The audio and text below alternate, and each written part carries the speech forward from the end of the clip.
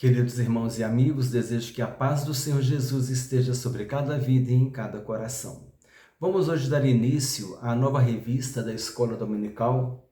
Nesse primeiro trimestre de 2024, essa revista O Corpo de Cristo, é uma revista na qual nós vamos estudar sobre a Igreja, um verdadeiro curso de eclesiologia. Eclesiologia é a parte da teologia sistemática que estuda a Igreja. O corpo de Cristo, nós temos aqui a origem, natureza e vocação da Igreja no mundo.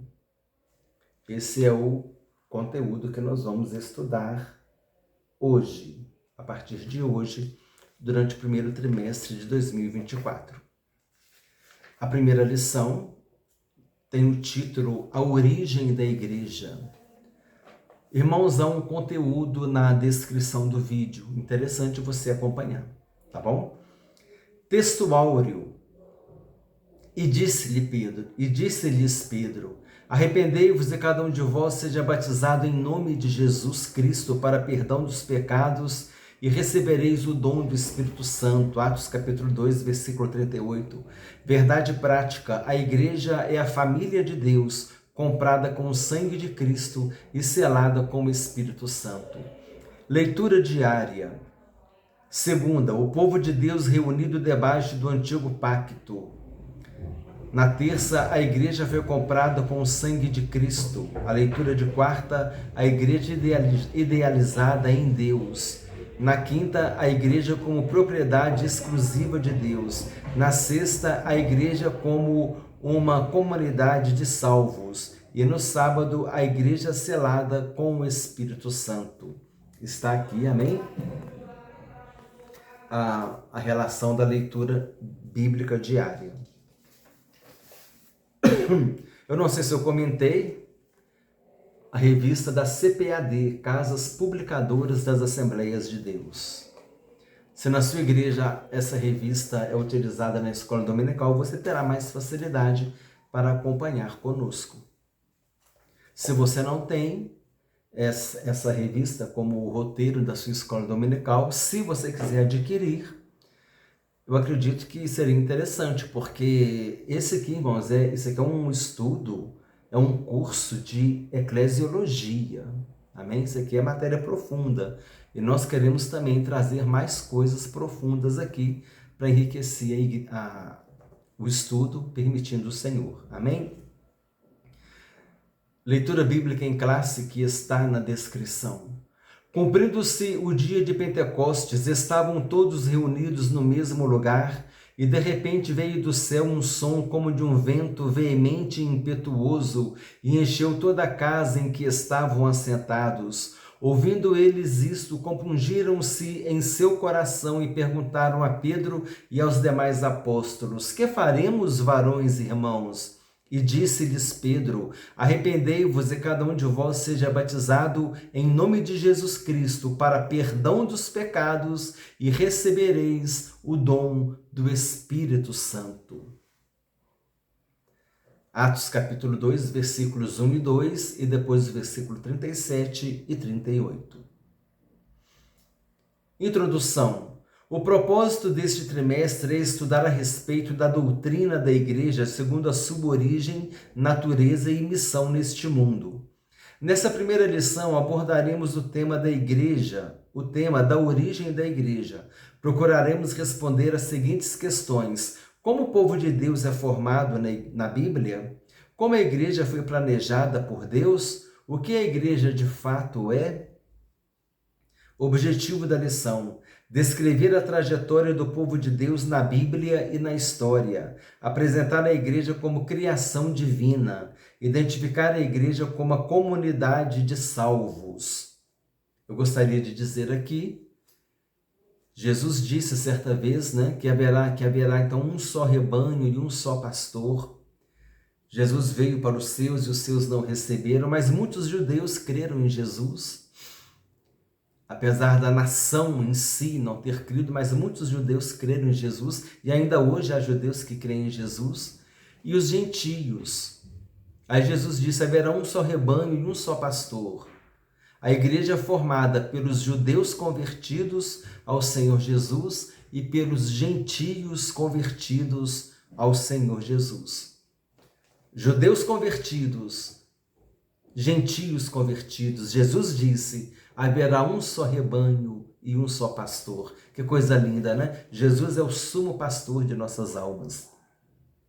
Irmãos, eu queria deixar aqui, esclarecer em Gálatas, capítulo 6, versículo 15 e 16, diz assim: porque em Cristo Jesus nem a circuncisão nem a incircuncisão tem virtude alguma, mas sim o ser uma nova criatura. E a todos quantos andarem conforme esta regra, paz e misericórdia sobre eles, os gentios, e sobre Israel de Deus, os judeus convertidos. Irmãos, a igreja não é o Israel espiritual de Deus. Eu já vi pastor estendendo a mão para a igreja: ah, Senhor, abençoa o Israel espiritual de Deus. A igreja não é o Israel espiritual de Deus. O Israel espiritual de Deus são os judeus convertidos. Os judeus convertidos a Jesus, mas os gentios convertidos a Jesus formam a igreja de Jesus. Haverá um só rebanho e um só pastor. Judeus e gentios convertidos, unidos pelo sacrifício de Jesus na cruz do Calvário, recebendo o perdão dos pecados e a salvação. Mas não é a igreja total que é o Israel espiritual de Deus. O Israel espiritual de Deus são os judeus convertidos. Amém? Motivação. Uma das imagens bíblicas mais interessantes a respeito da igreja pode ser contemplada a partir desta expressão: o corpo de Cristo. Tal expressão revela que a igreja não é uma mera associação, mas uma instituição orgânica e divina que foi estabelecida pelo próprio Deus. Você se sente conscientemente parte deste corpo? A igreja é o corpo de Cristo. Jesus é a cabeça da igreja. E a igreja é o corpo de Cristo, que recebe os comandos da cabeça, que é Jesus. E Jesus é o cabeça também, não é? Por quê? Porque Jesus é o chefe. Jesus é a cabeça do corpo e Jesus é o chefe da igreja. É o cabeça, né? A gente aprende no português, né, que a cabeça comanda o corpo, mas o cabeça é o chefe. De qualquer forma, Jesus é o cabeça. É o cabeça, é a cabeça. Jesus está sempre no comando. Amém? Graças a Deus. O primeiro tópico, sugestão de método. O primeiro tópico dessa lição apresenta o desenvolvimento do povo de Deus ao longo da Bíblia. No Antigo Testamento ele aparece como a nação de Israel, no Novo Testamento como a igreja de Cristo. É importante entender isso. Deus ele tinha um plano para a nação de Israel. A nação de Israel era para ser a nação sacerdote, aquela nação sacerdote, aquela nação que conduziria as outras nações à presença de Deus. Mas a gente conhece a história do Antigo Testamento, quando Israel várias vezes se corrompeu, né, com adoração a Baal, fazendo coisas horríveis diante do Senhor, e foi levado para o cativeiro da Babilônia, e depois voltou do cativeiro da Babilônia, e aí depois, na época de Jesus, eles rejeitaram Jesus. Então Deus levantou a igreja para ser a sua testemunha, para ser aquele que levaria a mensagem da salvação. Israel, nesse quesito, ele fracassou. Ele não cumpriu o propósito de Deus. Então Deus, ele, no Novo Testamento, levantou a igreja. Amém? Só faz parte da igreja, o corpo de Cristo, quem é regenerado, justificado, santificado pelo Senhor Jesus e selado pelo Espírito Santo.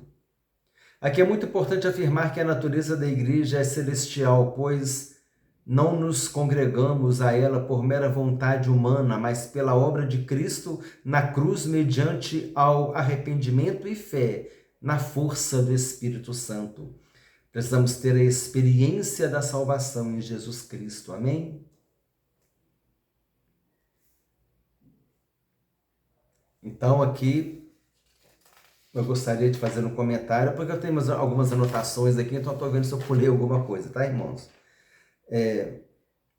Aqui diz, ó, na leitura de sábado, 1 Coríntios capítulo 12, versículo 13, diz: a igreja selada com o Espírito Santo. A igreja foi comprada pelo sangue de Jesus e ela foi selada pelo Espírito Santo. O selo, nessa época aqui também, o selo ele era um sinal de propriedade. Um sinal de propriedade. A pessoa tinha posse mediante o selo, ela tinha um selo que identificava às vezes a propriedade dela. Era muito comum, né, marcar o gado com o selo, com o símbolo da fazenda.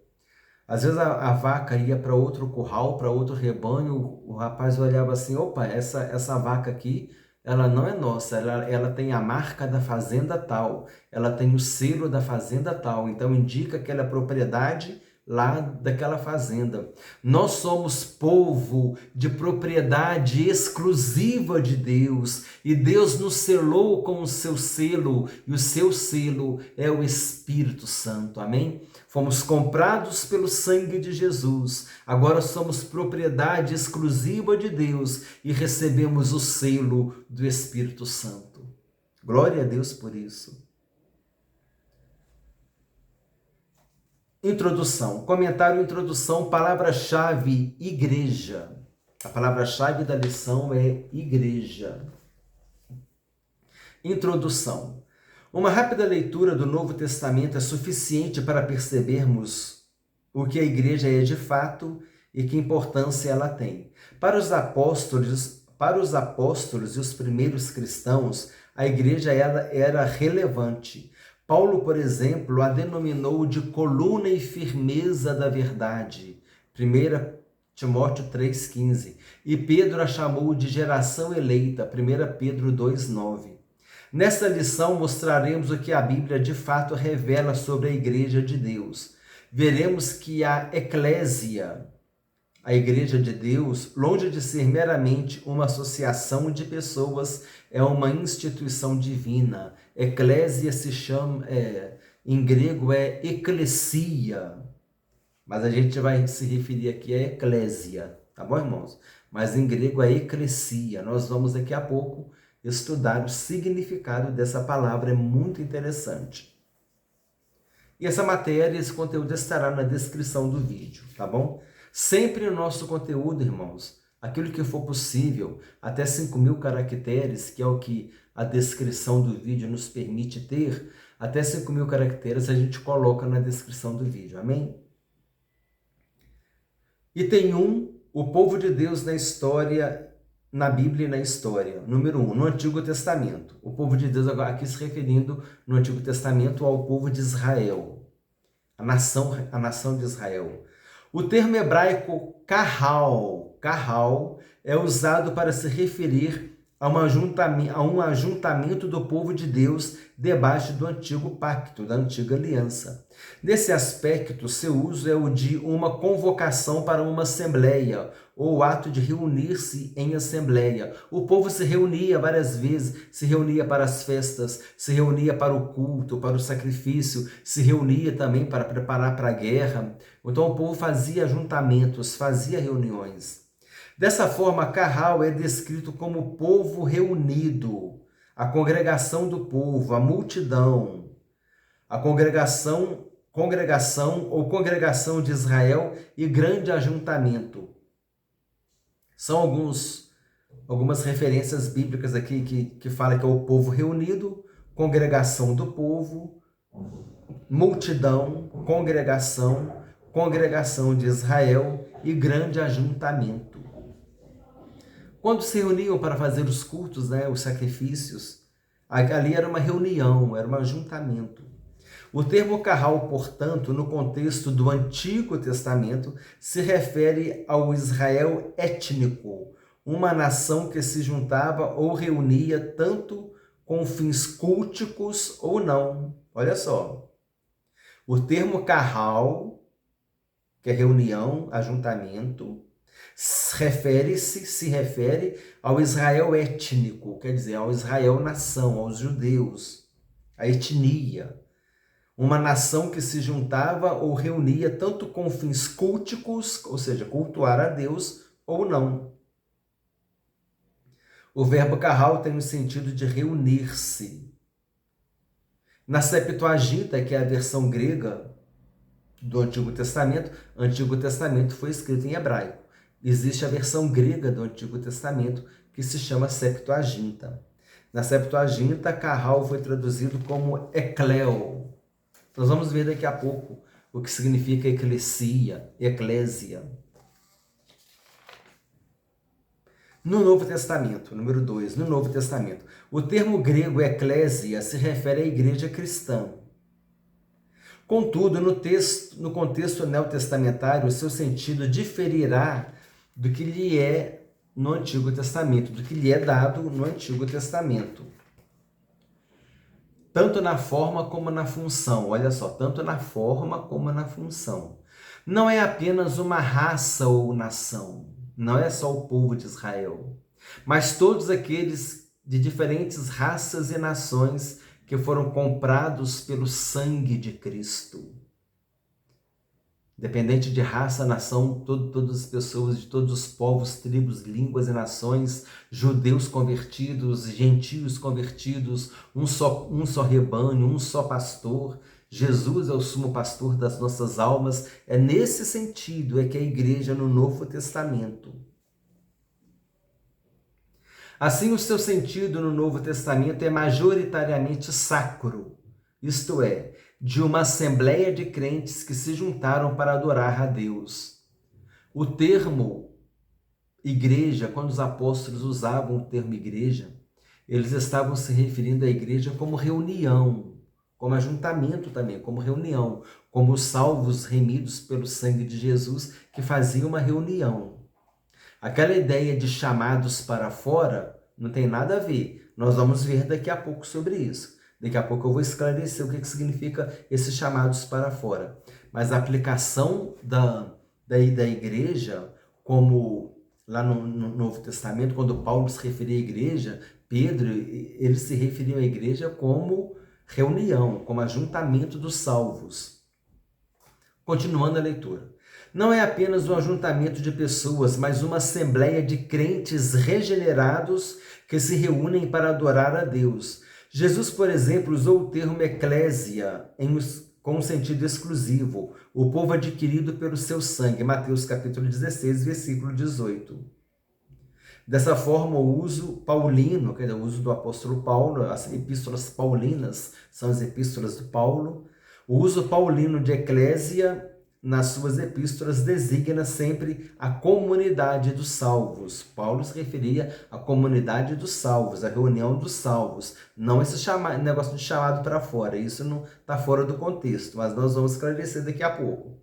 Assim vemos Paulo saudando a igreja, ensinando as igrejas, disciplinando o uso dos dons na adoração da igreja e dando diretrizes à igreja. 1 Coríntios capítulo 16, versículo 1.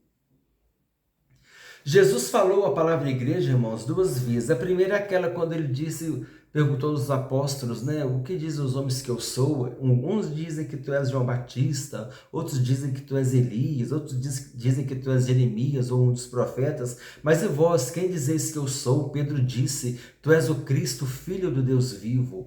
E Jesus respondendo disse, bem-aventurado és tu, Simão Bar-Jonas, porque tu não revelou a carne e o sangue, mas meu Pai que está nos céus. Pois eu te digo que tu és Pedro, e sobre esta pedra edificarei a minha igreja. Mas esta pedra que Jesus se referiu não era Pedro, era a afirmativa de Pedro. Tu és o Cristo, filho do Deus vivo. Sobre esta pedra, tu és o Cristo, filho do Deus vivo, eu vou edificar a minha igreja, e as portas do inferno não prevalecerão contra ela. Jesus disse, o que desligares, eu vos darei a chave, né? Eu vos darei a chave do reino do céu. Pedro, eu vou te dar a chave do reino do céu. O que foi essa chave? A palavra-chave na Bíblia significa autoridade. Pedro teve autoridade para abrir o reino dos céus para os gentios e para os gregos. O primeiro pregador para os judeus, o primeiro pregador para os judeus foi Pedro, em Atos capítulo 2. E o primeiro pregador para os gentios foi Pedro,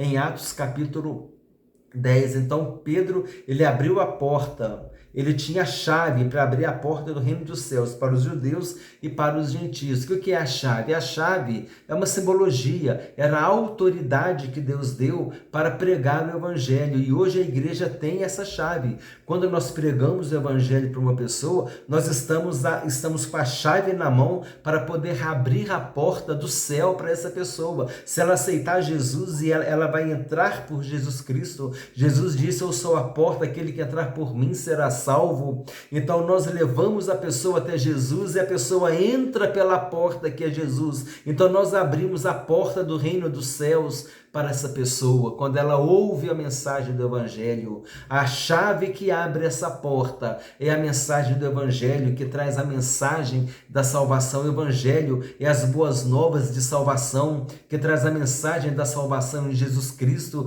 que Jesus morreu na cruz para nos salvar, e nós precisamos recebê-lo como nosso Senhor e suficiente Salvador para termos a experiência da salvação. Então Pedro, os apóstolos e agora a igreja, ela está fundamentada em Jesus Cristo. Paulo diz em 1 Coríntios capítulo 3, versículo 11, e ninguém pode lançar outro fundamento além do qual foi posto, o qual é Jesus Cristo. Então ficou entendido, irmãos? Pedro, tu és pedra, sobre esta pedra edificarei a minha igreja. Esta pedra é aquilo que Pedro disse: tu és o Cristo, o Filho de Deus vivo. Mas Pedro, eu vou te dar autoridade, vou te dar a chave do céu, que é a autoridade para pregar o evangelho. E ele foi o primeiro pregador para os judeus e para os gentios. E hoje nós temos essa chave, que é o evangelho. E por meio do evangelho nós abrimos a porta do céu para as pessoas também, porque o evangelho traz a revelação do plano da salvação em Jesus Cristo. Paulo diz em 1 Coríntios capítulo 4, versículo 4, se o nosso evangelho está encoberto, é para os que se perdem que está encoberto, nos quais, o Deus deste século, o diabo, cegou-lhes o entendimento, cegou o entendimento dos incrédulos, para que não lhes resplandeça a luz do evangelho da glória de Cristo. As pessoas não creem no evangelho. A maior estratégia do diabo é fazer com que as pessoas não creiam na mensagem do evangelho. Porque se a pessoa crer na mensagem do evangelho, o Paulo disse também em Romanos capítulo 1, versículo 16, que o evangelho é o poder de Deus para a salvação de todo aquele que crê. Mas 1 Coríntios 4,4 diz que o diabo tem cegado o entendimento dos incrédulos para que não lhes resplandeça a luz do evangelho da glória de Cristo. A principal estratégia do diabo é tirar a credibilidade da mensagem do evangelho. Por isso nós devemos pregar o evangelho, porque o evangelho é o poder de Deus para a salvação de todo aquele que crê. Jesus disse: a palavra que eu vos tenho proferido são espírito e vida. O evangelho é espírito e vida. O evangelho tem poder de quebrar todo o escudo do inimigo, toda a cauterização da mente do inimigo, o poder de Deus, o poder da palavra de Deus tem poder para quebrantar esse coração. Deus disse: não é porventura a minha palavra martelo que esmiuça a penha? Ou seja, do mesmo jeito que o martelo esmiuça a penha, penha é pedra, não é rocha, lembra do penhasco? Do mesmo jeito que o martelo quebra aquela pedra, assim também a palavra de Deus pode quebrantar o coração do homem, e ele se torna um homem arrependido, com o coração contrito, e um homem com o coração contrito e arrependido, o Senhor não o desprezará. Por isso precisamos pregar o evangelho, por isso nós temos a chave que abre a porta da salvação para as pessoas, e Jesus disse: eu sou a porta, aquele que entrar por mim será salvo. Quando nós levamos o evangelho da salvação, nós falamos de Jesus. Apolo, Atos capítulo 18, se eu não me engano, Apolo, ele convencia por meio das escrituras, ele convencia os judeus que Jesus era o Cristo. Ele era poderoso nas escrituras, ele conhecia as escrituras. Por isso precisamos nos preparar para pregar o Evangelho, e o Espírito Santo vai completar essa obra na vida das pessoas. Amém? E Jesus diz, tudo aquilo que tu desligares na terra será desligado no céu. Tudo aquilo que tu ligares na terra será ligado no céu. Além de ter autoridade para pregar o Evangelho, a igreja também tem autoridade para ligar ou desligar. Quando nós estamos orando por uma pessoa, uma oração de libertação, estamos repreendendo o mal, nós estamos desligando as coisas ruins na vida daquela pessoa. E quando nós estamos ministrando e abençoando uma pessoa, nós estamos ligando no céu a bênção na vida daquela pessoa, porque nós temos a autoridade para ligar e desligar, a autoridade para pregar o Evangelho, a chave. A igreja tem a chave para abrir a porta do céu. Por isso precisamos pregar o Evangelho. Então eu acho que é importante a gente entender, fechando esse raciocínio, a pedra é a afirmativa de Pedro. Tu és o Cristo, Filho do Deus vivo. E não Pedro. O fundamento da igreja é Jesus. 1 Coríntios 3,11, Paulo escreveu, porque ninguém pode lançar outro fundamento além do qual foi posto. Temos autoridade para pregar. A chave. O Evangelho é a chave que abre a porta da salvação para as pessoas. Precisamos pregar o Evangelho. Aí quando Jesus disse, eu edificarei minha igreja, as portas do inferno não prevalecerão contra ela, Jesus estava falando no sentido universal, no sentido da igreja do corpo de Cristo espalhado sobre a terra. Mas quando Jesus usou o termo igreja, Mateus capítulo 18, versículo 15 e 17, ele disse, ora, se teu irmão pecar contra ti, vai e repreende-o entre ti e ele só. Se te ouvir, ganhaste a teu irmão, mas se não te ouvir, leva ainda contigo 1 ou 2, para que pela boca de 2 ou 3 testemunhas toda a palavra seja confirmada. E se não as escutar, dize-o à igreja. Se também não escutar a igreja, considera-o como um gentio e publicano. É interessante, aqui nesse sentido, Jesus falou da palavra igreja como uma igreja local, como pessoas que estavam se reunindo em algum lugar para resolver aquele problema. Então, aqui Jesus fala da igreja nessas duas passagens. As portas do inferno não prevalecerão contra a minha igreja, é a igreja no sentido amplo, no sentido mundial. Aí o corpo de Cristo espalhado sobre a terra. E aqui quando diz que é para falar para a igreja, né, a atitude desse irmão rebelde, aqui é a igreja local, não é? Então é importante a gente falar sobre isso, irmãos.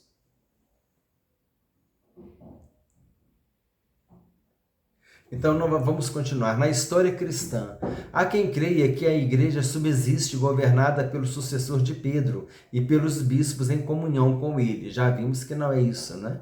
Evidentemente, a tradição protestante rejeita esse conceito, visto que ele não reflete o contexto do Novo Testamento, onde a figura do sucessor de Pedro é totalmente estranha e desconhecida. Após a reforma do século XVI, a reforma protestante, a tradição protestante procurou dar um sentido bíblico e mais preciso a respeito do que uma igreja é de fato. Em uma grande denominação protestante histórica, a igreja é definida como uma congregação local de pessoas regeneradas e batizadas após a profissão de fé. Então aqui é a igreja como uma visão local, né? Por outro lado, de acordo com o documento de uma grande denominação pentecostal americana, entendemos a igreja como corpo de Cristo, no sentido universal, a habitação de Deus através do Espírito Santo, com divinas nomeações para o cumprimento de sua grande comissão, onde cada crente nascido do Espírito é parte integrante da Assembleia Universal e da Igreja dos Primogênitos que estão inscritos no céu. Olha só, esse comentário que nós lemos está corroborando, está confirmando o que nós falamos. Aqui uma visão, o primeiro conceito foi relacionado à igreja local e o outro conceito foi relacionado à igreja universal. Então, nós temos esse modo de referir a igreja. A igreja no sentido local, aquela igreja que se reúne, aquela congregação de irmãos que se reúnem naquele local, em determinado local, e a igreja como o corpo de Cristo espalhado pela terra, composto por todos os povos, tribos, línguas e nações, judeus convertidos e gentios convertidos, e haverá um só rebanho, um só pastor, e Jesus é o sumo pastor de nossas almas, o bom pastor que dá vida pelas ovelhas. Sinopse 1. O desenvolvimento do povo de Deus é mostrado ao longo da Bíblia e da história cristã. Amém. Auxílio teológico. Isso aqui agora, irmãos, nós vamos falar.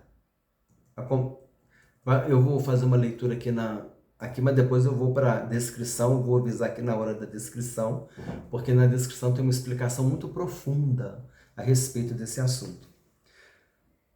Vamos ler aqui. O termo eclesia do grego, né? Eclésia. Jesus assevera em Mateus 16:18, edificarei a minha igreja, no sentido amplo, universal.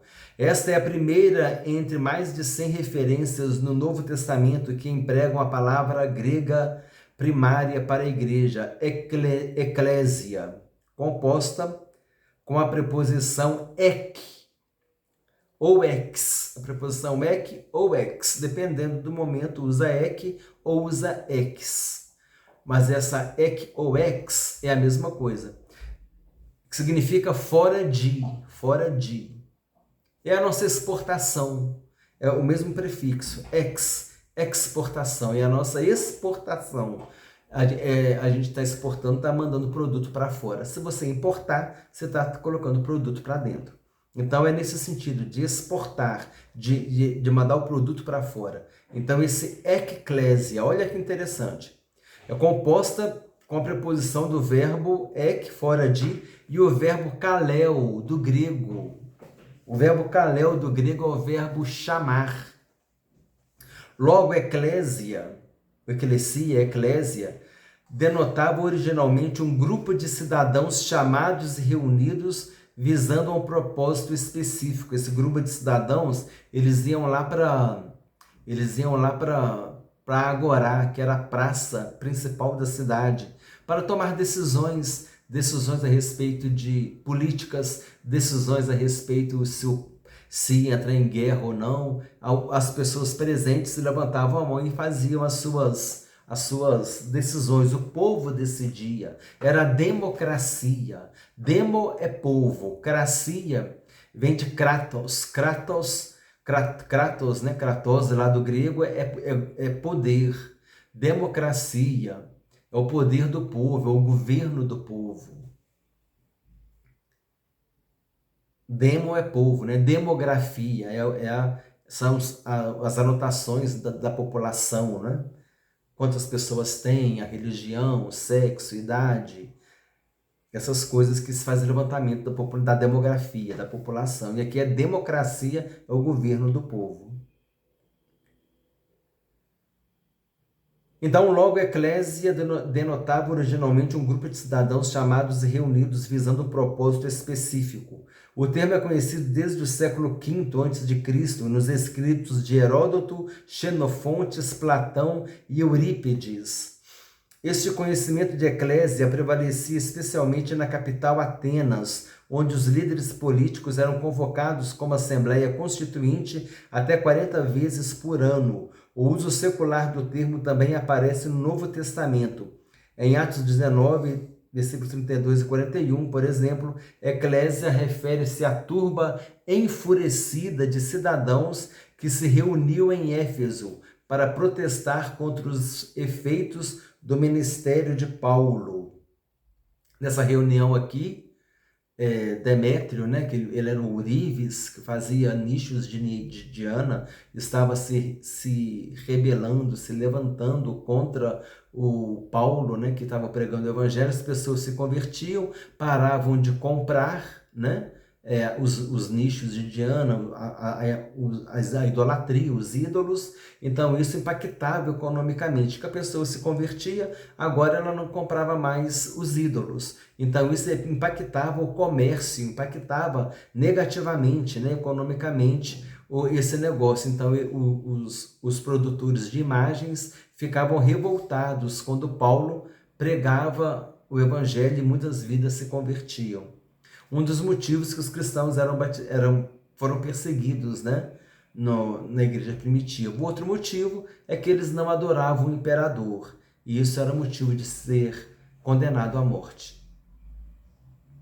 Nós já consideramos isso em outros momentos aqui.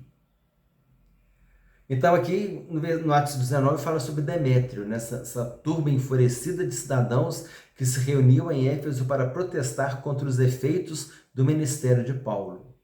Na maioria das vezes, porém, o termo tem uma aplicação mais sagrada e refere-se àqueles que Deus tem chamado para fora do pecado e para dentro da comunhão do seu Filho, Jesus Cristo, e que se tornaram concidadãos dos santos e da família de Deus.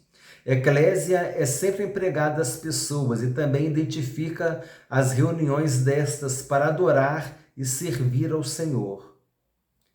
Então, irmãos, então aqui o que o comentarista está dizendo aqui é o seguinte, para ficar entendido.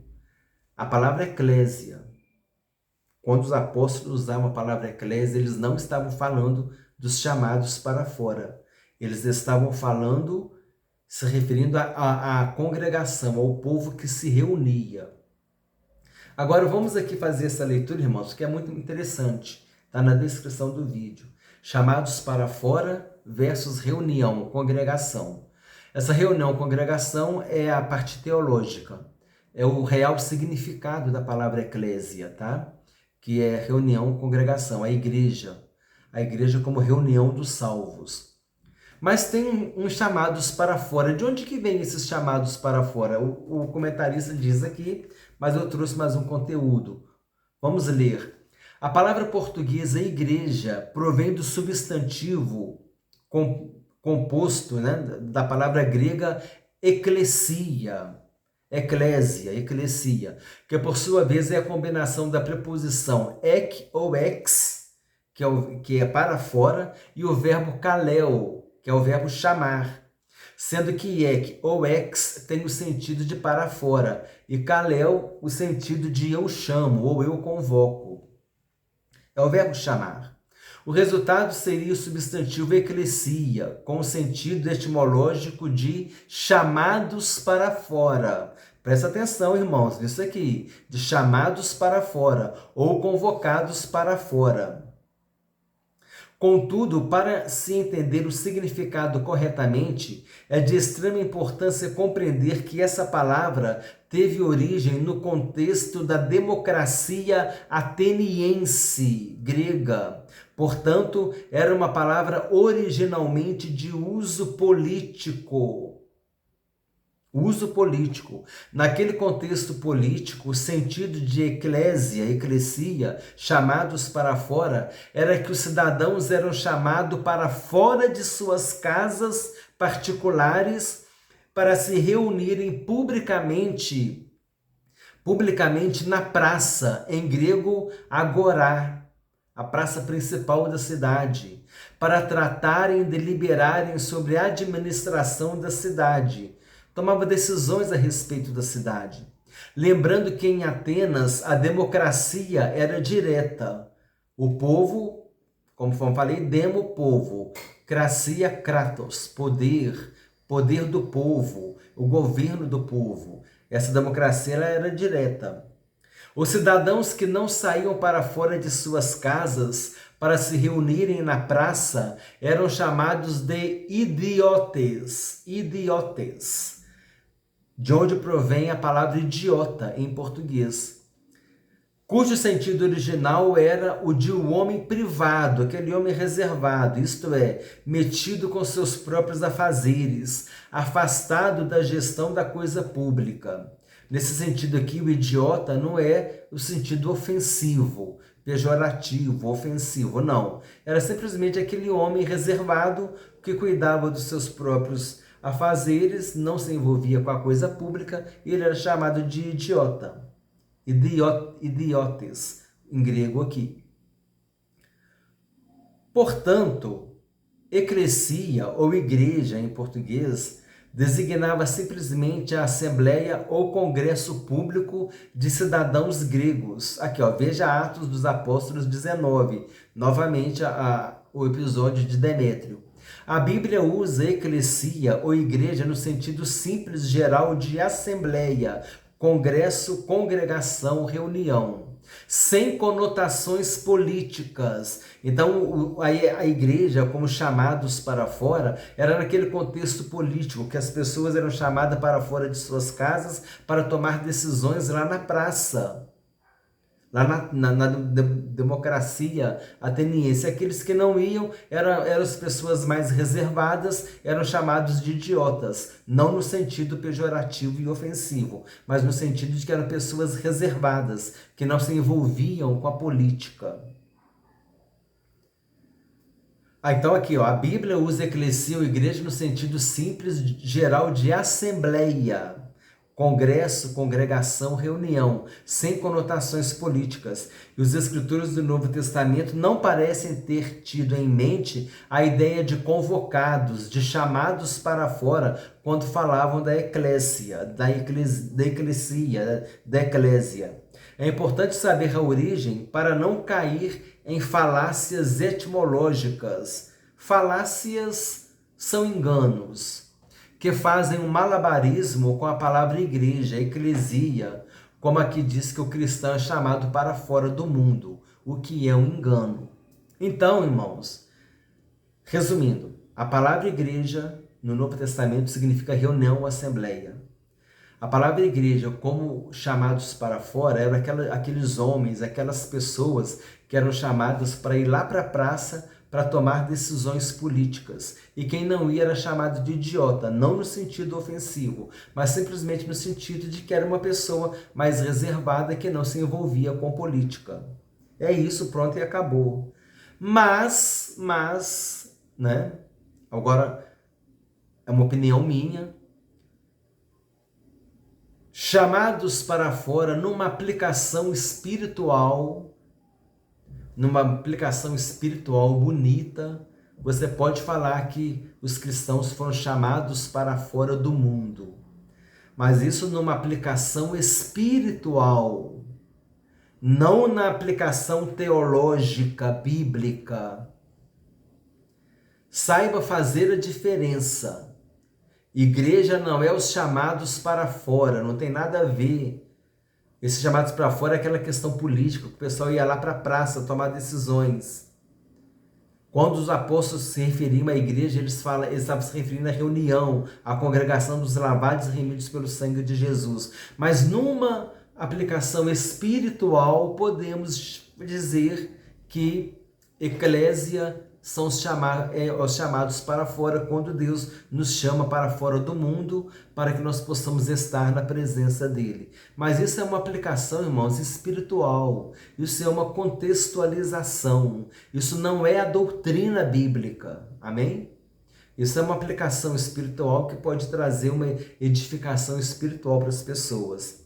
Deixa eu concluir aqui. Chamados para fora, eclésia, no sentido bíblico do Novo Testamento, significa reunião ou congregação. Em um contexto espiritual, podemos fazer uma aplicação espiritual dizendo que o cristão é chamado para fora do mundo. Mas em uma aplicação espiritual, no sentido teológico, não tem esse significado.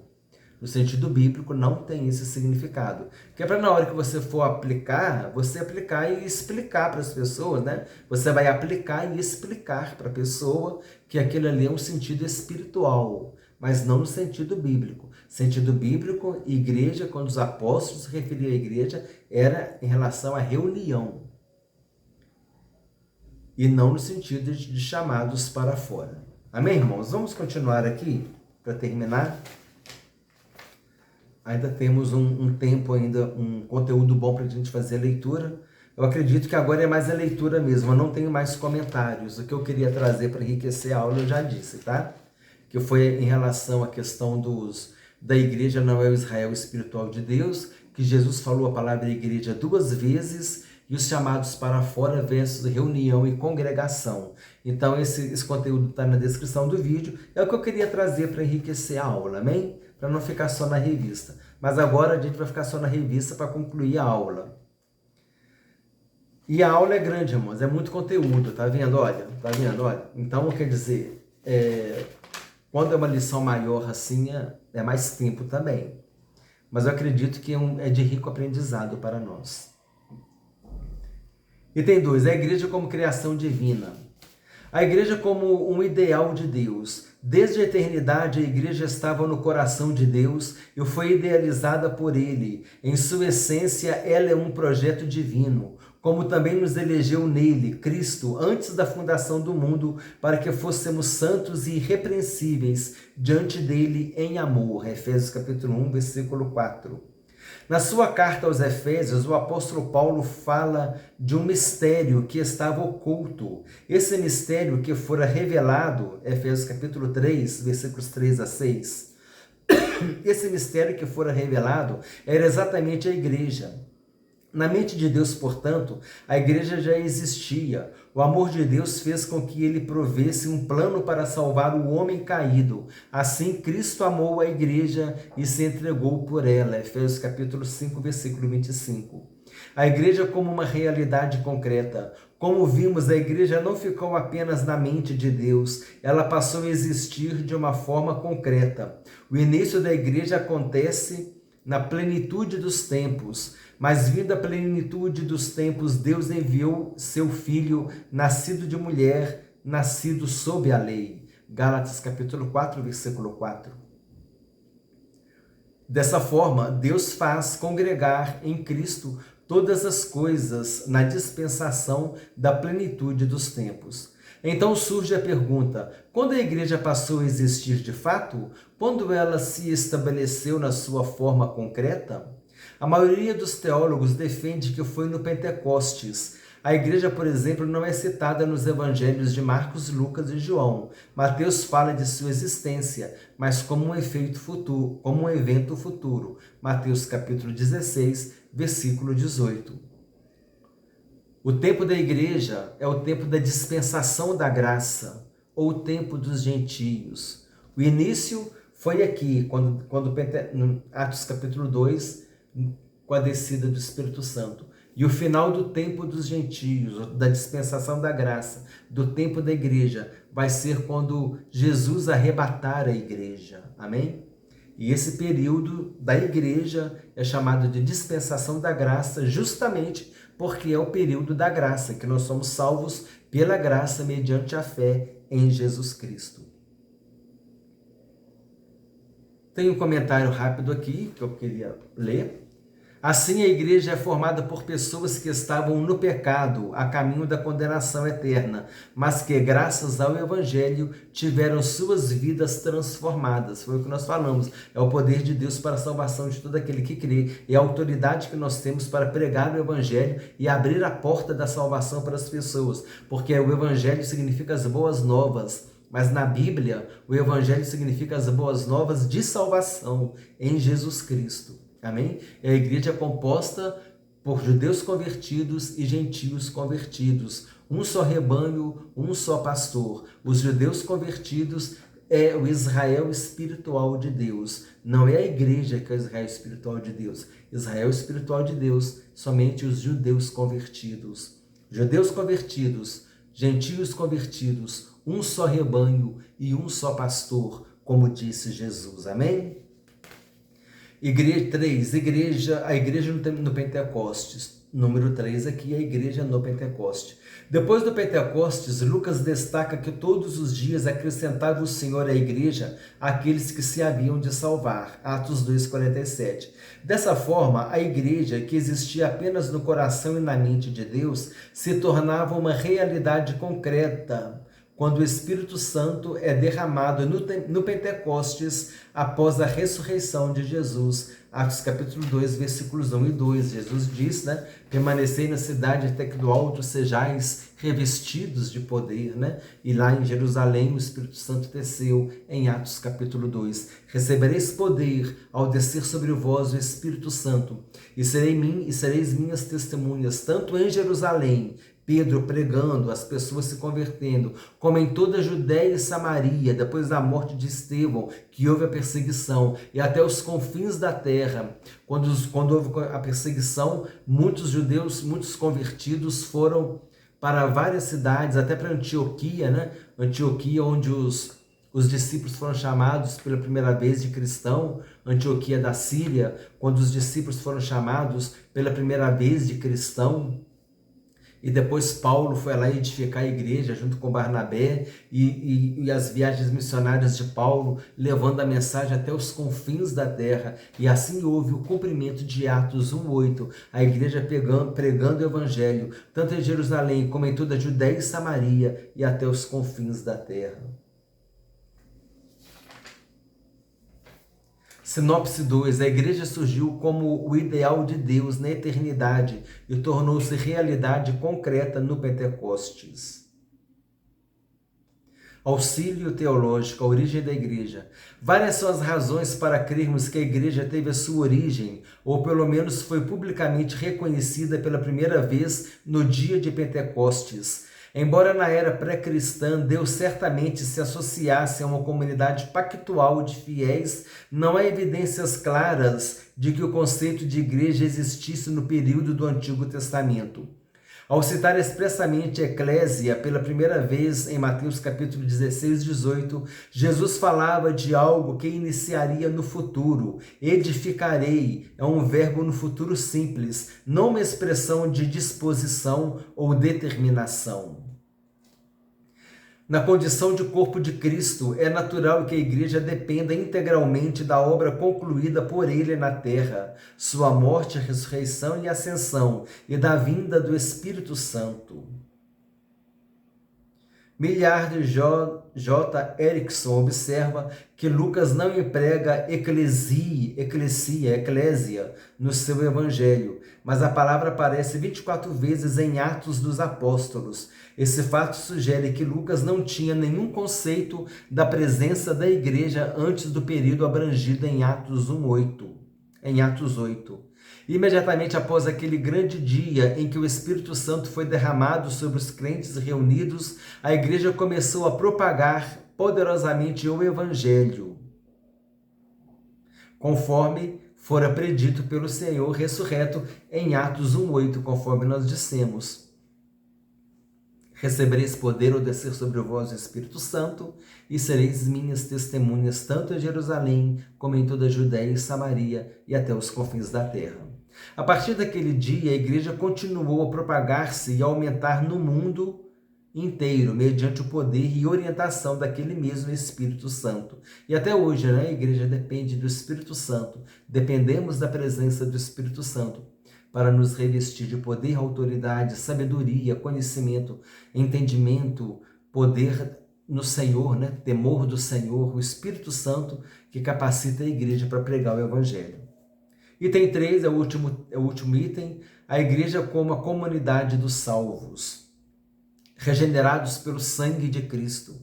No Pentecostes, o apóstolo Pedro disse: arrependei-vos e cada um de vós seja batizado em nome de Jesus Cristo para perdão dos pecados. Atos 2:38.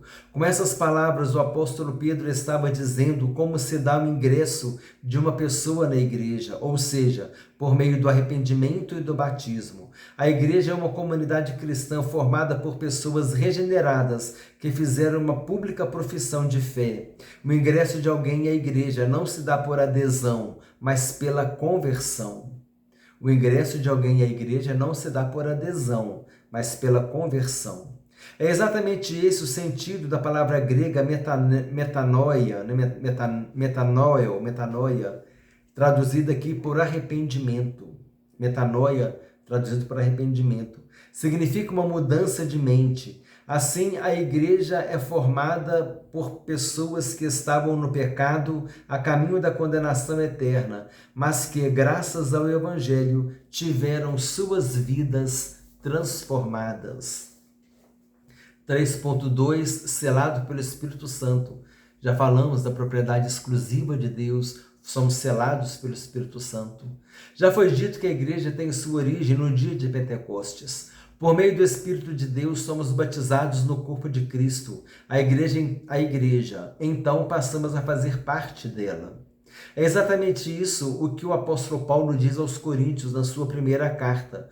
Pois todos nós fomos batizados em um Espírito, formando um corpo, quer judeus, quer gregos, quer servos, quer livres, e todos temos bebido de um Espírito. 1 Coríntios capítulo 12, versículo 13. Item 3.3, o batismo de Cristo e do Espírito. O apóstolo Pedro, que exortou os presentes no dia de Pentecostes,